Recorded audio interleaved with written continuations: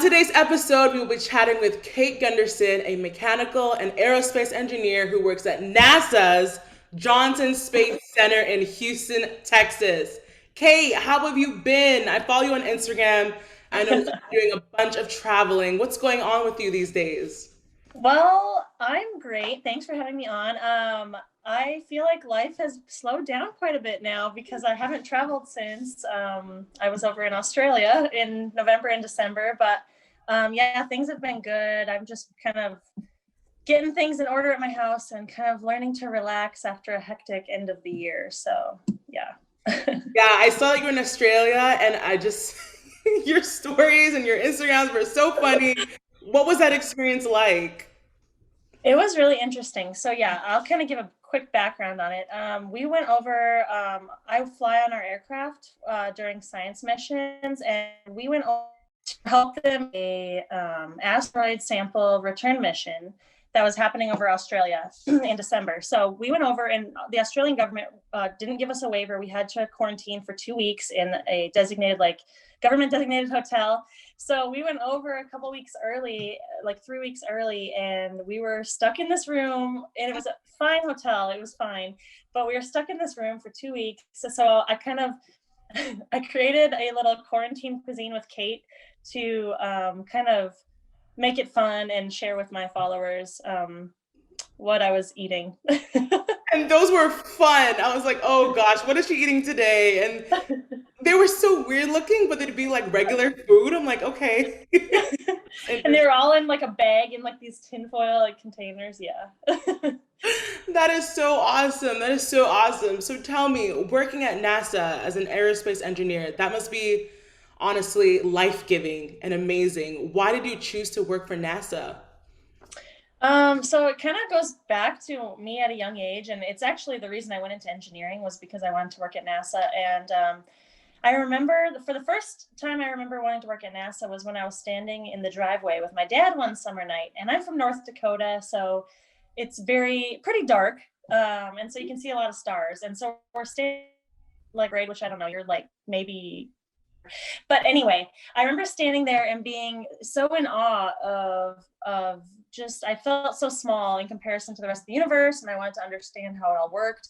And I've always wanted to be an astronaut, and I just knew I wanted to. It's human nature to kind of want to explore what we don't understand, and I wanted to be a part of that. I wanted a front row seat, and so NASA comes to mind, of course.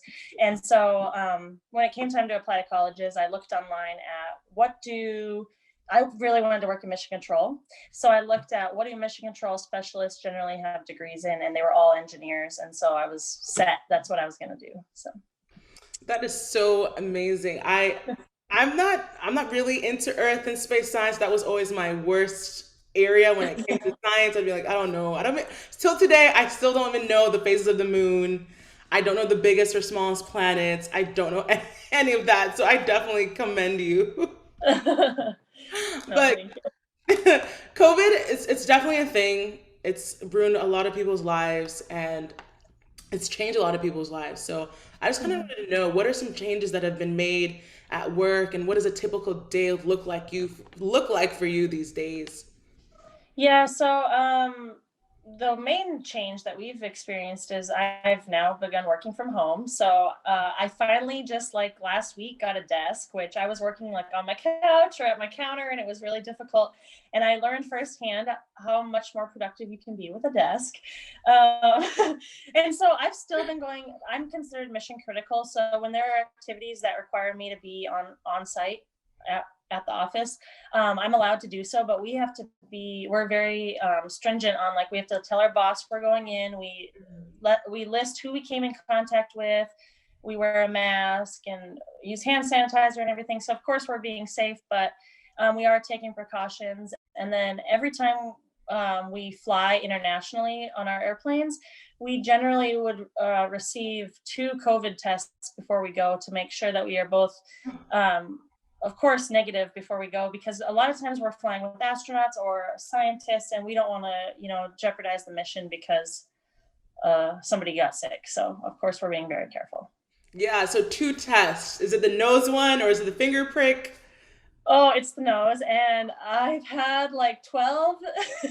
I've been more COVID tests than I can even count. It's usually they're not bad, but once in a while you'll get one and you're like, oh gosh, and you just are traumatized. But hopefully it'll be ending soon because I guess NASA's getting some COVID vaccine, so Oh, thank hopefully God. it'll be good. Yeah, I got one COVID test and it was one too many.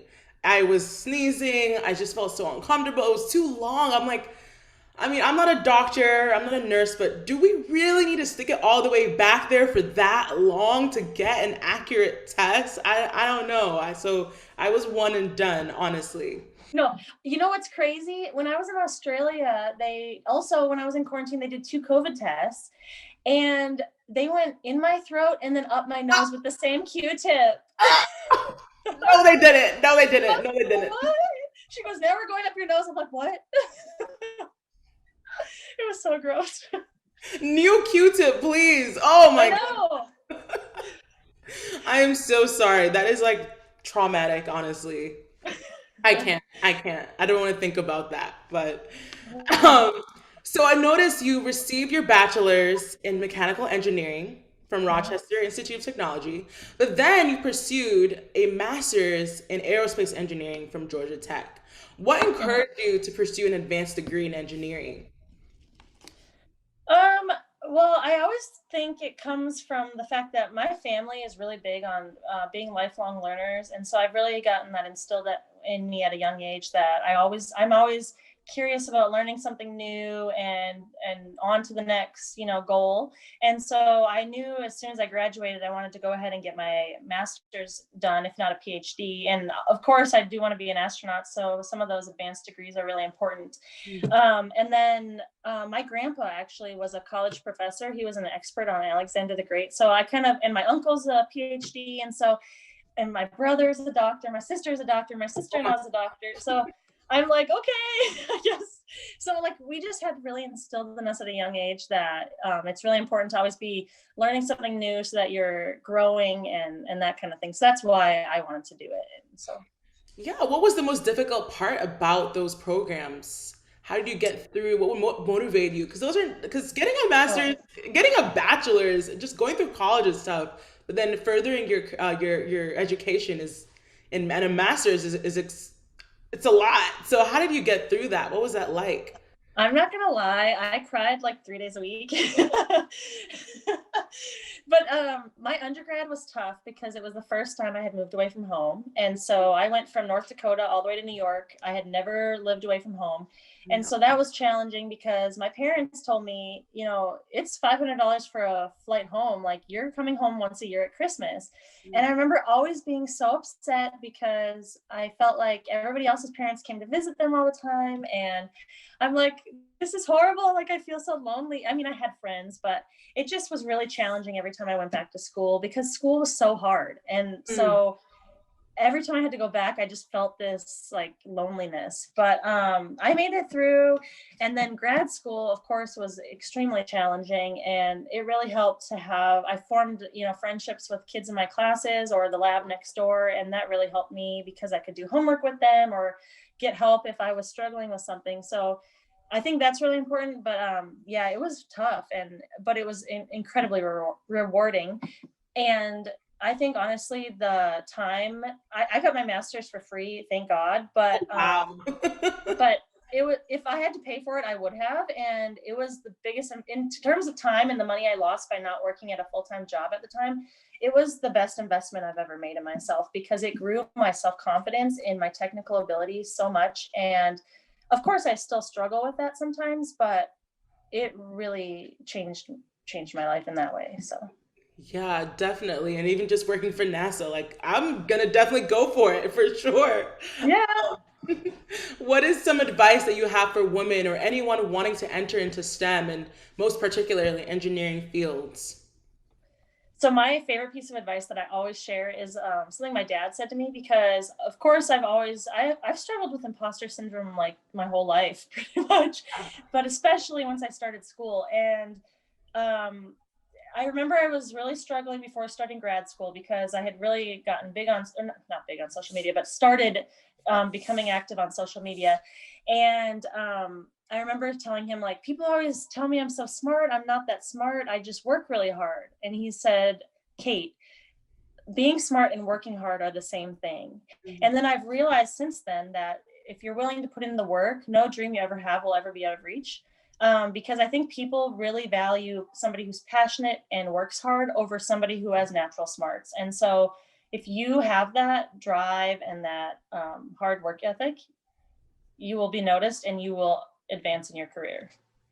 That is spot on. I can definitely vouch for that as well. I think that just it's more than just being smart. I feel like those things are kind of teachable. Like those are just skills that you can teach yourself. But I think being passionate, having that drive, being motivated, those are just innate and natural skills. And I think that that's super important in any career, not just STEM. So Mhm. yes, definitely agree.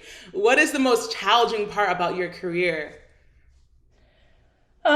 I think the most challenging part about being a young woman in engineering is being the youngest person in the room and sometimes being the only woman in the room. And I know that maybe the men don't intend to talk over you, or, and maybe some of it I put on myself, but I've had times where, especially now that we're on these video calls, or it's just a voice sometimes because we don't always turn on our cameras, it can be so hard to get a word in. And then that kind of, takes a hit at your self confidence because you're like, well, maybe I'm not saying anything of importance. But I've had times where I've had to say something 3 or 4 times before somebody said, oh, that's a good idea.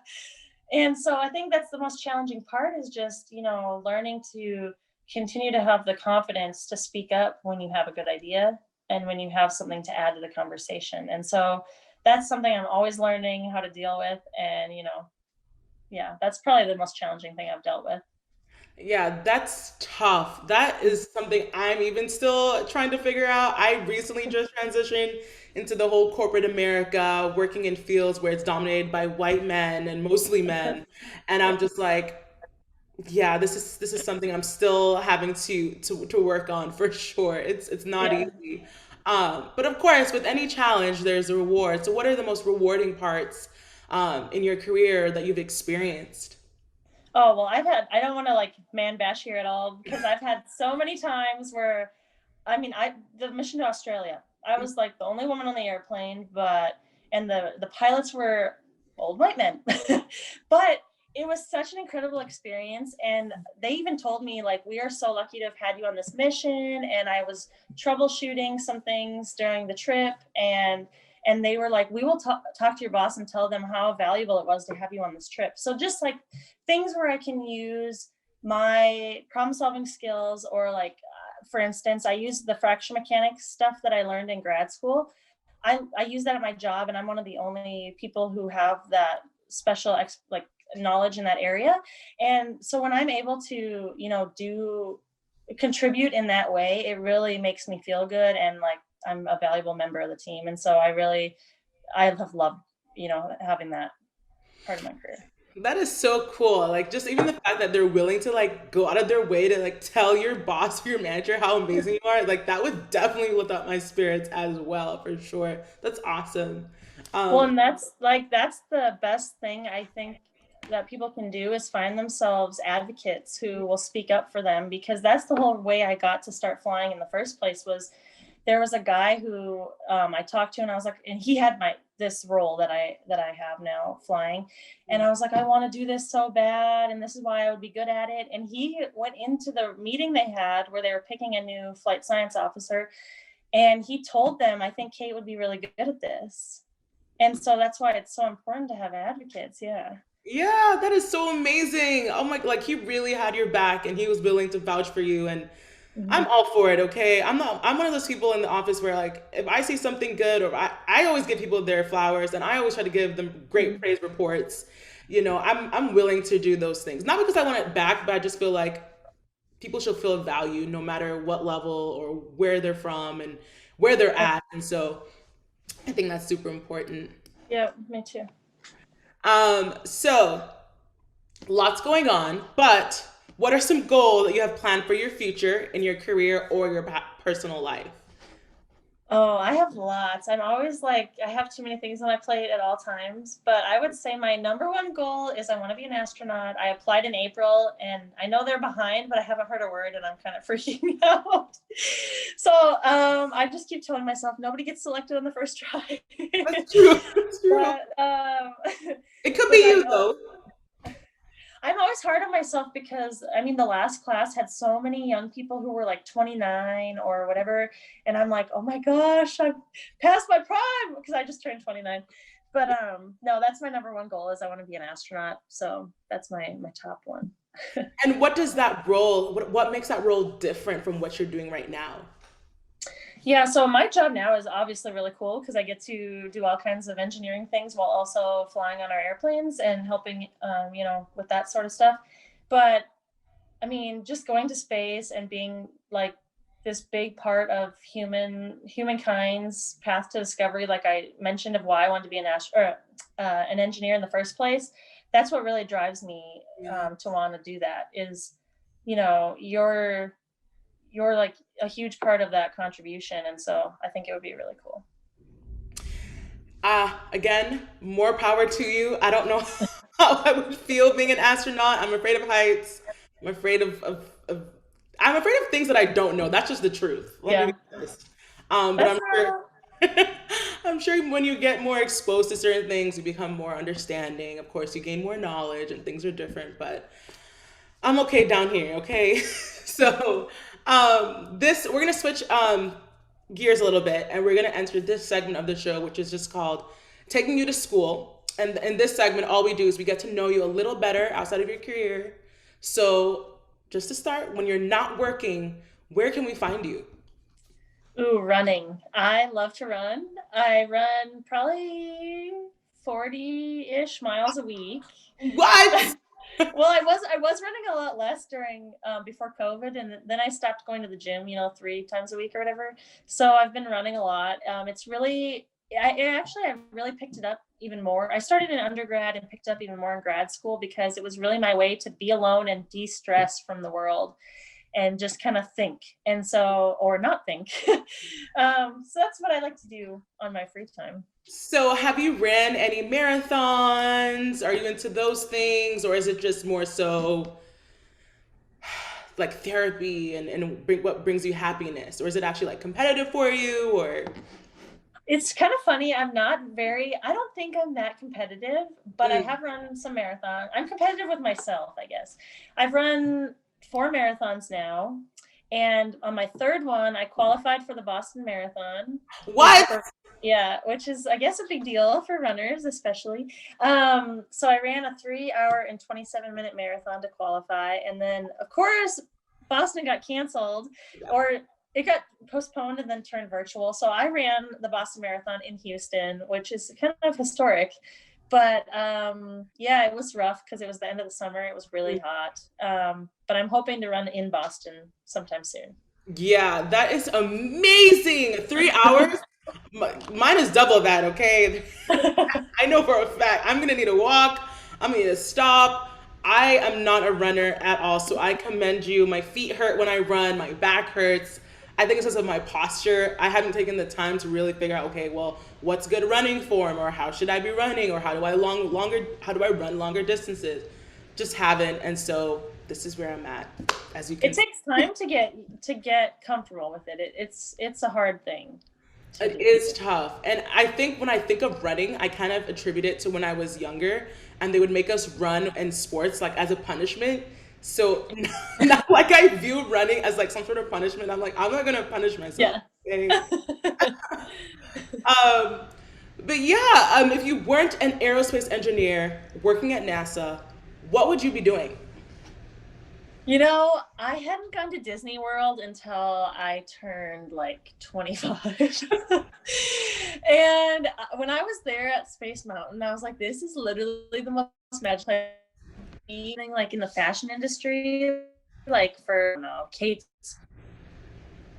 fashion. Yeah. So, Fashion. Oh my gosh, you're a fashionista. Who would you well, collaborate not as much as some people, but what? I said, who would you collaborate with in the fashion world if you could? Oh man, that's a hard one. I, it's not like a specific person, but I like the designers of Vince and Theory. I really like how simple they are, so I would like do something with them. I've never heard of them. How do you spell that? I want to look it up later. Vince is Vince, and then Theory is just like Theory. Oh, Okay. and Reagan Bone. Reagan Bone is awesome too. They have cute hats. Okay, I've heard of them. Yes, I've heard of them. That is awesome. Well, if you guys are listening, Rag and Bone, Vincent Theory, Kate, she wants to She wants to collaborate one day. Yeah. I saw on your blog that you love to travel and travel quite a bit for work. Where is your favorite travel spot? If you don't have one, what is your dream travel spot? Oh. Well, Australia has probably taken the cake so far, even though we were in quarantine for most of the time. Because we got to go to a wildlife park and see feed the kangaroos. That was cool. Yeah.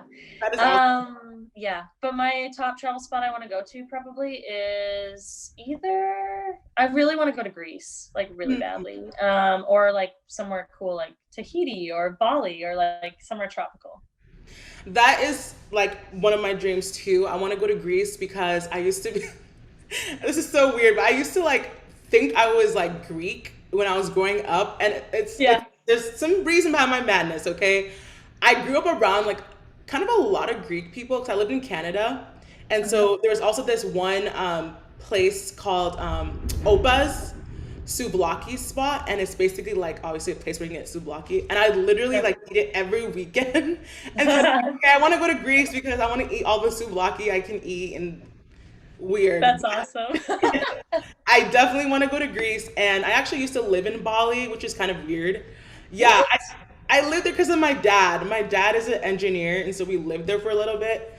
Oh my All I god. can remember is like monkeys like walking around like it's no big deal, and snails, like huge snails, like I'm talking Gary from SpongeBob snails, like, Oh my god. and they're kind of gross.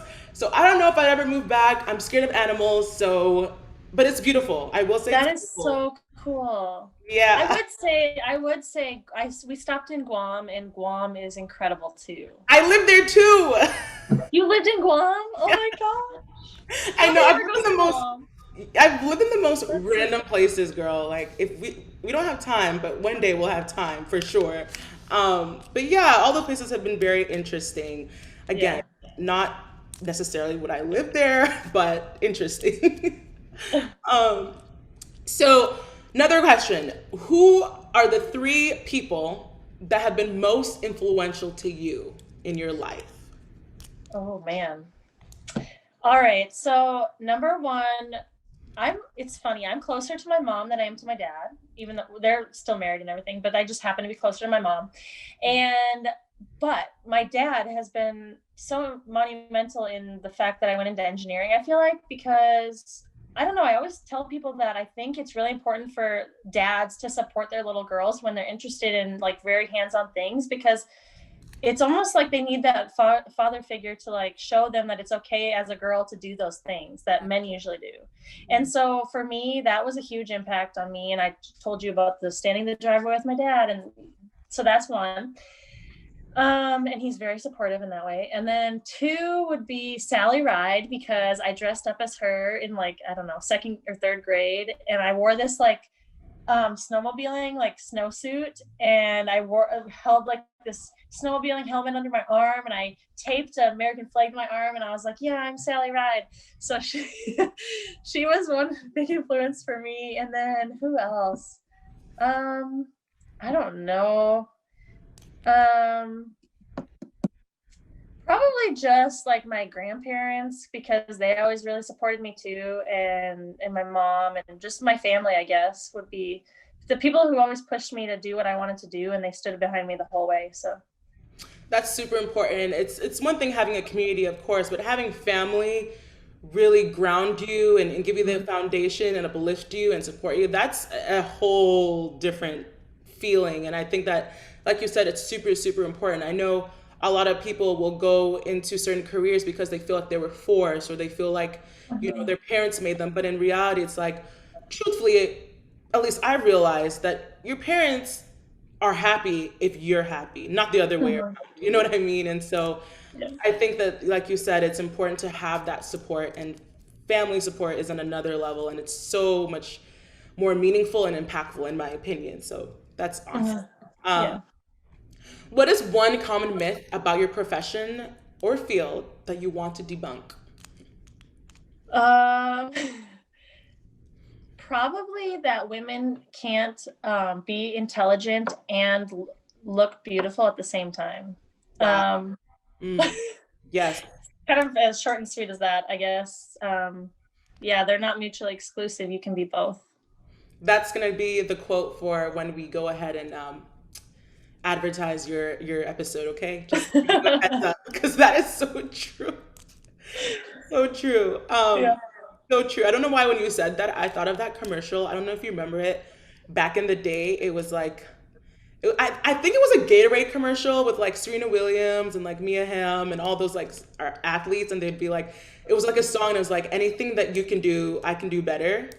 Oh Do you yeah, remember yeah, that yeah. commercial? It Yeah. was like a weird kind of commercial, but all the like great athletes that were like women were in it. And I was like, anything we can do, I can do better. I was like, Yeah. that's what I thought of when you said that, honestly. I Because love it. as a woman, I think that they, like you said, they just look at a pretty face, or they just look at us and say, well, it's a woman, and they don't really see that, we can be just as intelligent. We can just be just as, amazing. And so I don't think that our gender or how we look should discredit us from that. So Mm-mm, mm-mm. definitely. Last question, hardest question.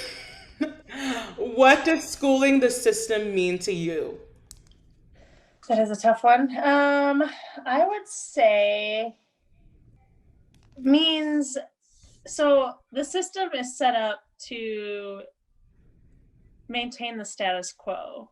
So I think school in the system is breaking away from that status quo and showing people that there are other people that look like them succeeding in these fields, and show them that they can be equally successful as well.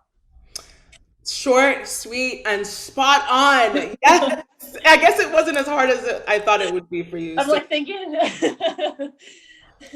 no, that is awesome. That is exactly why we started this podcast. We wanted people to see that, there might be a traditional way that but there's other ways that people have met their career goals or just journeyed through life, whether that's through school, whether that's through their work, whether that's through their businesses. And so we wanted to share with others people's stories and their successes and even their failures, because I think a lot of the time, like you said, like school and the system is about like kind of bucking the status quo a little bit, and a lot of people don't want to share how they failed in life. They just feel like, okay, well, I got here, okay, but how? Okay, all these great things happen, really? Like there's They nothing that. don't just happen. Yeah. Yeah, and I think that just highlighting that, life is about the good, the bad, the ups and the downs, and there's still a way out is super important, and that's what we try to highlight here at School in the System. So I with love that. that, thank you so much for being on the show.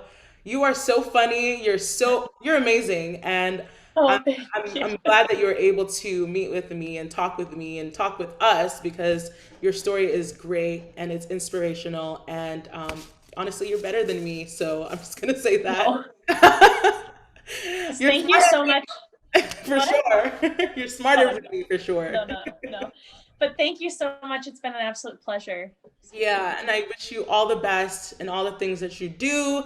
I look forward to your plans, your career plans, and let me know when you become an astronaut so I can tell people I know an astronaut, okay? Okay, I will. Thank you so much. Have a great rest of your evening, and thank you for coming to School in the System. Thank you. Bye. Bye.